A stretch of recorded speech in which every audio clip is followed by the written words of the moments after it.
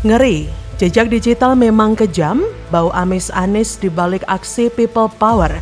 Gibran tak gentar malah nantang. Terkait spanduknya bareng, spanduknya wis dicopot Pak Arit. untuk saling membalas Nggak ada, belum ada seorang ya, proses kan baru kemarin dicopot kemarin menggelitik. Ya. Kemudian saudara kita Joko Widodo, ya, ini orang Solo yang mula-mula seperti memberikan harapan, ya, tapi lama-lama menjadi makin mendung, makin gelap, dan mungkin memang perlu dilengserkan. Ya. Semoga Allah Subhanahu wa Ta'ala senantiasa meridhoi perjuangan kita untuk menjatuhkan rezim yang kejam dan zalim di Surabaya.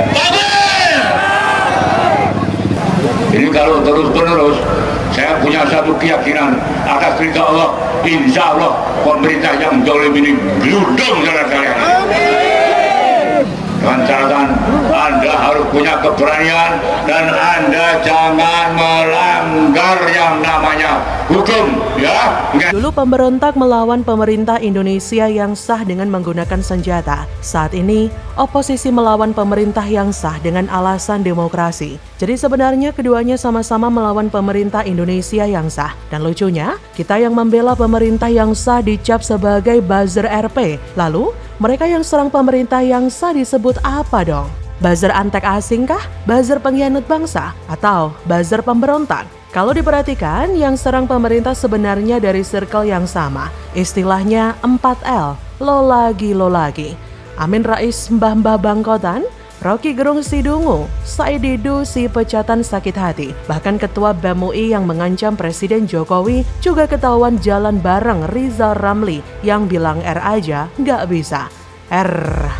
Lu lagi kan? Beberapa waktu lalu muncul selebaran di media sosial terkait aksi People Power yang akan dilakukan di Solo 7 Juli 2023. Dalam seruan provokasi tersebut, kita mendapatkan informasi bahwa Ketua Dewan Pembina Aksi People Power tersebut bernama Mudrik Setiawan M. Sangido atau Mudrik Sangido. Setelah ditelusuri ternyata beliau sudah tidak muda lagi.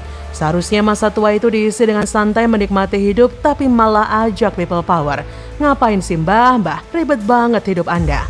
Lalu di mana bau amisnya Mudrik Sangido ini dengan Anies Baswedan? Pada tanggal 14 November 2022, Anies Baswedan pergi ke Solo dan bertemu dengan Mudrik Sangido. Tanggal 7 Juli 2023, Mudrik Sangido akan pimpin aksi People Power melawan Jokowi di Solo. Jadi makin jelas bukan ada bau amis Anies di belakang aksi People Power di Solo. Jangan katakan Anies tidak kenal dengan Mudrik Sangido, karena saat mereka bertemu di Solo, Mudrik berpesan pada Anies untuk fokus pada pencalonan presiden yang akan datang. Wali Kota Solo Gibran Raka Buming Raka pun menanggapi santai soal rencana aksi People Power.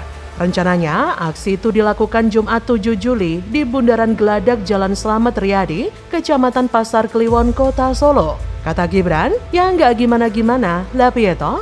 Menurut Gibran, siapapun berhak menyuarakan pendapat di muka umum. Menurutnya, yang penting dalam menyampaikan pendapat tertib dan tidak mengganggu kenyamanan warga. Ia berkata, warga siapapun berhak menyuarakan pendapatnya. Kita terbuka dievaluasi, dikritik terbuka ya. Termasuk yang itu People Power silakan. Yang penting tertib, tidak mengganggu kenyamanan warga sekitar. Bebas, santai-santai. Sebelumnya memang Pemkot Solo mencopoti sejumlah spanduk penolakan aksi People Power yang digagas mega bintang Mudrik Sangido. Pencopotan sejumlah spanduk ini terjadi di sejumlah wilayah Kota Solo, Jawa Tengah, seperti di Jalan Adi Sucipto, Jalan Slamet Riyadi, Jalan Jenderal Sudirman, serta kawasan Benteng Fastenberg Solo. Wali Kota Solo Gibran menyatakan, pencopotan spanduk ini dilaksanakan oleh Satuan Polisi Pamong Praja Satpol PP Kota Solo. Pencopotan ini karena melanggar Perda nomor 10 tahun 2015 terkait lokasi larangan pemasangan spanduk. Kepala Satpol PP mengatakan pencopotan tidak berdasarkan narasi atau penulisan yang tertera dalam spanduk. Ia berkata, kami tidak melihat kata-katanya ya, sudah kami konsultasikan dengan Kesbangpol, spanduk itu melanggar Perda nomor 10 tahun 2015. Jadi, bagaimana menurut Anda?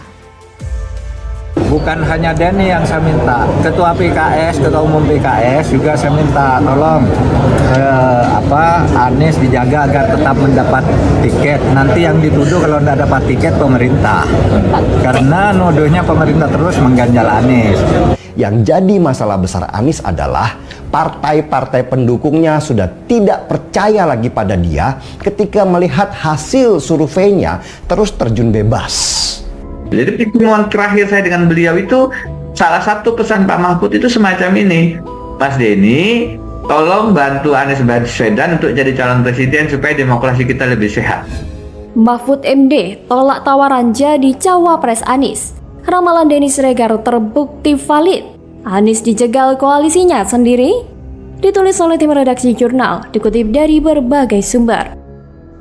Halo, kembali berjumpa dengan suara Fani Bakri di channel media 45. Pegiat media sosial Denny Siregar mengungkapkan alasan Menteri Koordinator Bidang Politik, Hukum, dan Keamanan atau Menko Polhukam, Mahfud MD, menolak tawaran untuk menjadi calon wakil presiden atau cawapres mendampingi Anies Baswedan.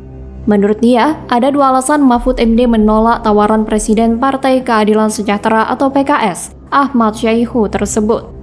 Hal itu disampaikan Denny Siregar dalam akun Twitter pribadinya pada Senin 5 Juni 2023. Pertama, Mahfud tidak ingin apa yang sudah dibangun Jokowi diubah Anies. Kedua, ini paling penting, Mahfud kemungkinan besar akan jadi cawapres bukan dengan Anies, tapi dengan yang lain. Sebelumnya, Partai Nasdem dan Partai Koalisi Perubahan untuk Persatuan atau KPP memberikan kewenangan penuh kepada Anies Baswedan menentukan cawapres pendamping pada Pilpres 2024. Cawapres Anies disebut Nasdem bakal menjadi kejutan. Menurut Wasekjen Bidang Pemenangan Pemilu Partai Nasdem, Ja'far Siddiq, pengumuman cawapres Anies akan memberi kejutan yang saat ini masih terus digodok agar mendapatkan figur terbaik, bukan hanya untuk partai pengusung, tetapi untuk Indonesia seutuhnya.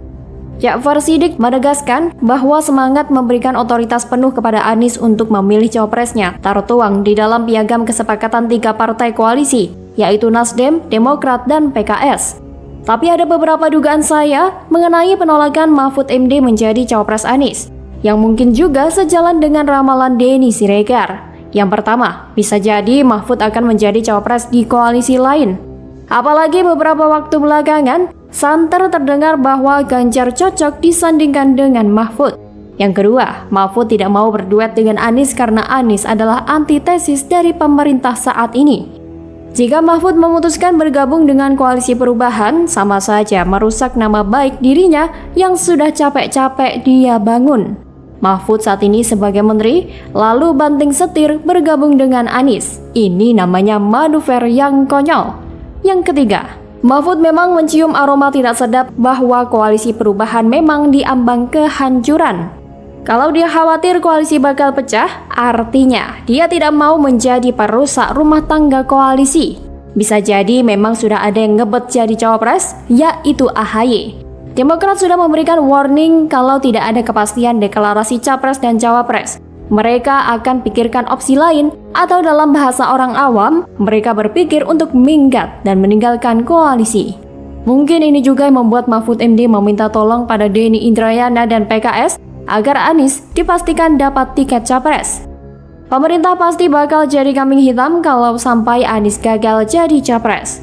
Tapi di sisi lain, Mahfud juga mewanti-wanti supaya koalisi pro Anies tidak menjegal Anies. Ini mungkin ada kaitannya dengan Demokrat yang ancam cari opsi lain. Kalau ada satu partai yang jelas-jelas bisa menjegal Anies, maka yang paling masuk akal adalah Demokrat sendiri. Dari statement Mahfud, ada indikasi kalau memang Anies bisa dijegal oleh koalisi sendiri. Tapi mereka jugalah yang paling ribut menyuarakan bahwa Anies mau dijegal oleh pemerintah. Mereka yang menjadi sutradara atas drama yang mereka ciptakan sendiri, dan ketika ratingnya jeblok, mereka salahkan orang lain. Apa yang Anies tanam semasa menjadi gubernur DKI akhirnya sudah masuk musim panen. Intinya publik makin tidak suka dengan Anies karena reputasinya sebagai ahli merangkai kata sudah terkenal di seluruh Indonesia. Ditambah lagi dengan cap politik identitas yang sudah melekat kuat seperti lem. Anies mau menyesal pun mungkin sudah tidak bisa lagi. Elektabilitas merosot, tingkat kesukaan publik juga merosot. Apa mungkin ini adalah alasan kenapa kelompok sebelah gencar menyuarakan narasi Anies dijegal? Yang memainkan narasi ini adalah mulai dari level elit politik hingga para level buzzer murahan.